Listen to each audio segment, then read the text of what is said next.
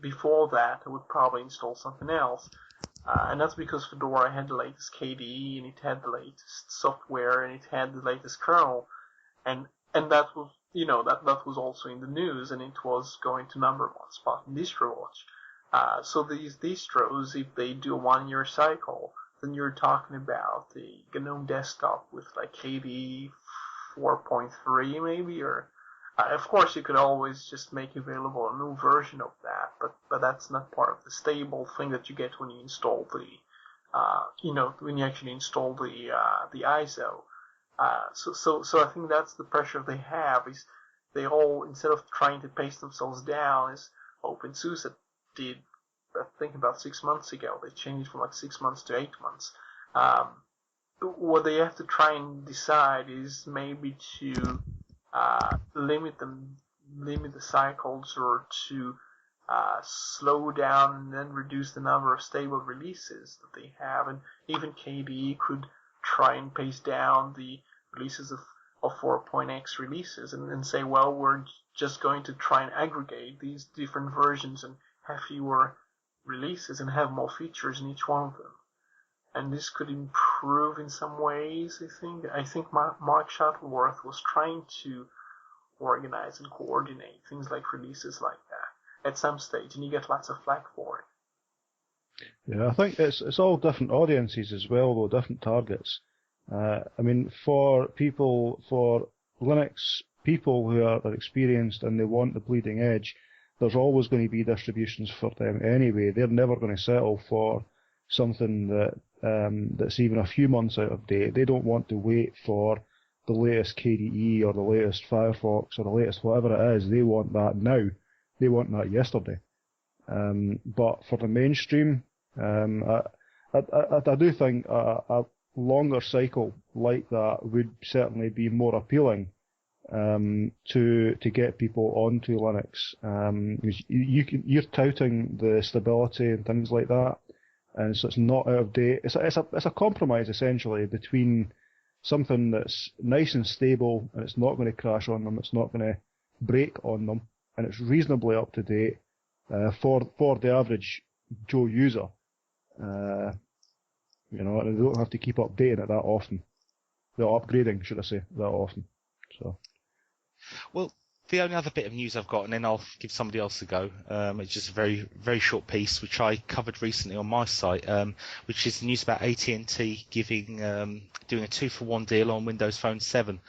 I've had a few responses on this from some of the readers, but basically AT&T are offering buy one get one free on Windows 7, and I asked the question: is this going to be counted as two sales as far as Microsoft figures are concerned, and is this a sign that the Windows Phone 7 is going the way of the king already, when we've only had a release of it's been a few weeks out in the shops for a few weeks? So I was going to throw it past you, Roy. Have you heard anything else? Bear in mind I've been at work for the last few days. What you wrote about a week ago. That's correct, yeah. Yeah, I wrote an article about that, and I was connecting that to some other reports about the phone. And yesterday I wrote a post about one of the developers targeting the phone 7.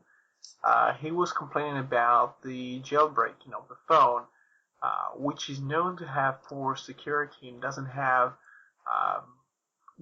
good restrictions on things like Wi-Fi. I think it's kind of agreed upon that the phone was released very fast, probably too early, and it wasn't quite.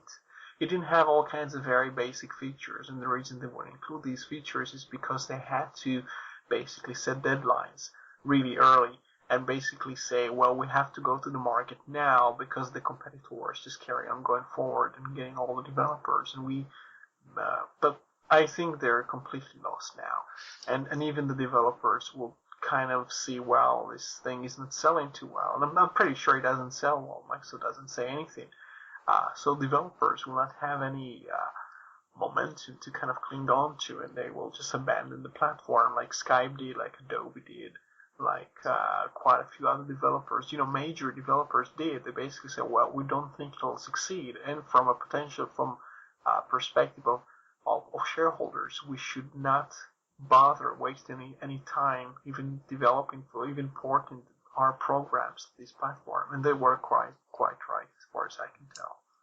I noticed.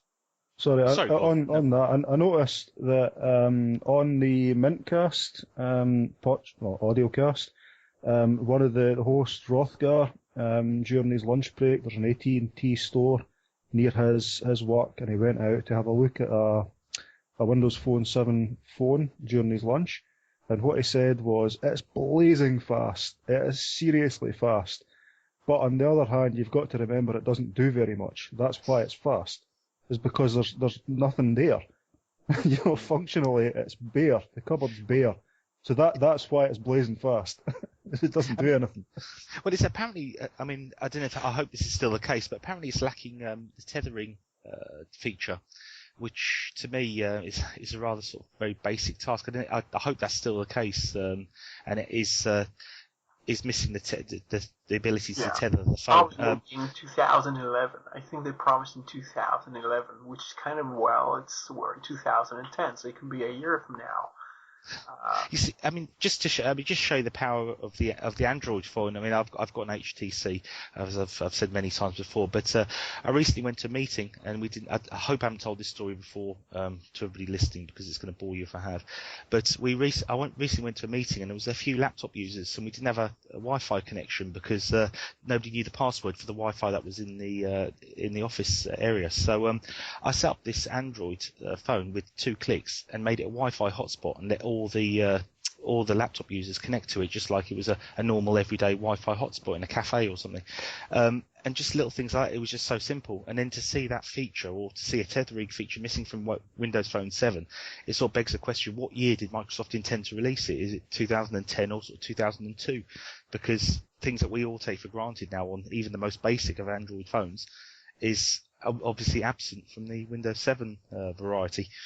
But that was just a little side story I saw, and I think it's rather really sadly important. I think we covered it in a previous show. We said Microsoft itself admits that the future of computing has a lot to do with your successive phones or in mobile platforms in general. Microsoft is trying to Microsoft has to invest a lot of money in this platform it develops, because Windows 7 is too heavy for many of the portable devices you have, and there is no way to make it slim, to make it slimmer. And they realize that more and more people work on the move, and this is where the big money and growth is basically centered. And one of the things I did emphasize before is this is why they sue companies over Android more than go after all kinds of distributions like Ubuntu, because they're quite concerned about those who very much succeed in the mobile area, especially those whose price is a lot more preferable to Microsoft's, and those whose platform is open enough to be put on phones from Samsung to LG and HTC and all those companies that also happen to work with Windows and with Microsoft. Apple basically works in its own universe, and they just sell the iPhone, and the iPhone runs this thing that they later called iOS, because that's their they have to give some identity on it to a platform that's basically almost hard-coded for specific very few devices that they have. I think it leads us to a later topic we'll cover, and that's to do with patents and how it's being used to when you cannot win the market in fair ways, and you can turn into all kinds of other methods of pushing your competitors over the cliff in a way. I've got now a multitude of platforms in the home. The wife had a Mac. Obviously, I've got Linux on the desktop and Android on my phone. I read a lot of people saying that it's the death of the desktop, the future's in phones and tablets and netbooks and all this. And maybe I'm traditional, maybe I'm old-fashioned, or maybe I'm just out of touch, but I can't ever see the traditional monitor, keyboard, CPU being replaced, if nothing else, just purely for the convenience or for the ergonomics of sitting down and typing something. If I come home and I want to type a letter, I don't want to do it on a soppy iPad with a touchscreen keyboard, which I can't get on with. Desktop has already changed quite a bit, because if you look at what type of computers actually lying down at the table we had before, and now they actually put vertically. But the other thing we have now is the monitors have gone as